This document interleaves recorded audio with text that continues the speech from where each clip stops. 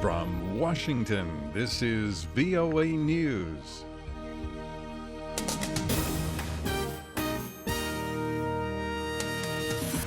I'm Dave DeForest reporting no decision yet. A committee of key Syrian opposition groups is expected to decide later whether to participate in UN-brokered peace talks in Geneva. UN Syria envoy Staffan de Mistura sent out invitations to the negotiations, but did not disclose who was on the list.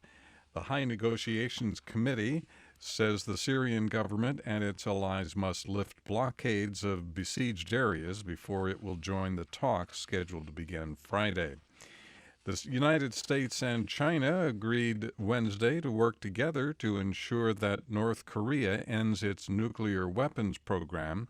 U.S. Secretary of State John Kerry met with China's Foreign Minister Wang in Beijing, stressing that the North Korean issue is a high priority for the U.S. government.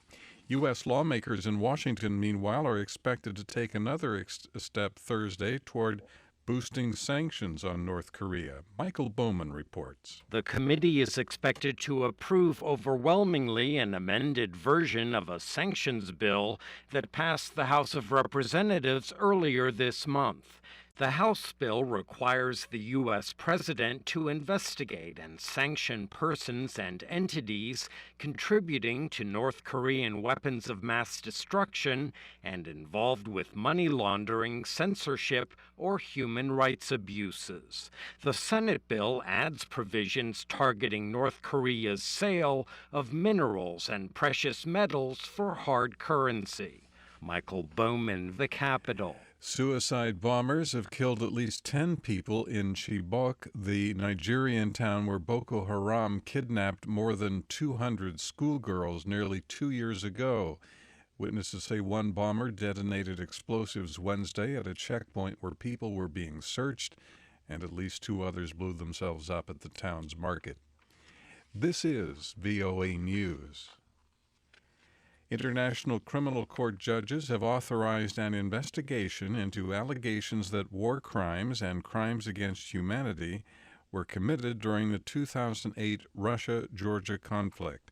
A 3-judge panel in The Hague Wednesday gave a prosecutor approval to investigate crimes allegedly committed in and around the breakaway Georgian region of South Ossetia in August of 2008.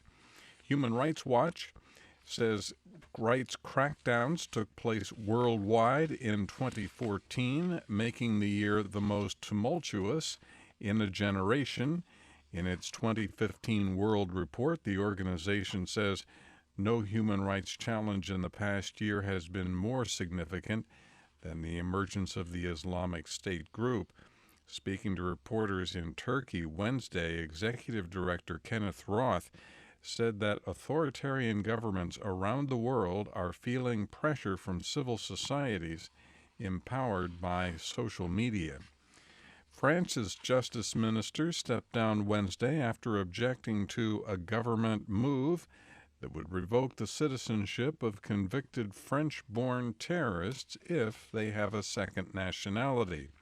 South Sudan rebel leader Riek Machar is taking his campaign against President Salva Kiir's plan to create 28 states to the African Union Thursday.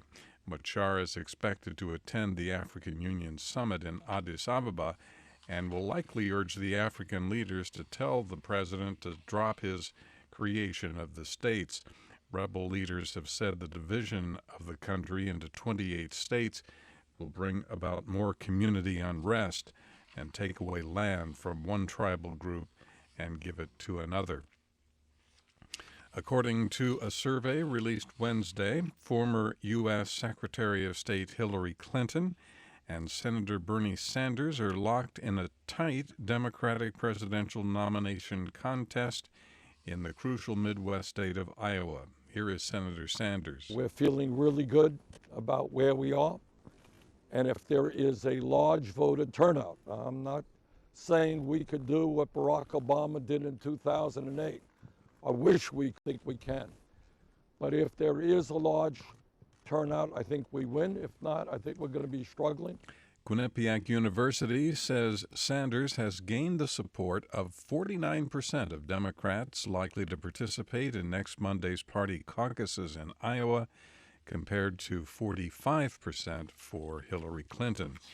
On the Republican side, Donald Trump, the leading Republican contender in the 2016 U.S. presidential race, says he is boycotting the last candidates' debate before next week's first election contest in Iowa. Trump said he will skip Thursday's debate because he does not feel he would be treated fairly by one of the moderators, Megyn Kelly of Fox News, who has been feuding with Trump since August. From the VOA News Center in Washington, I'm Dave DeForest. That's the latest world news from VOA.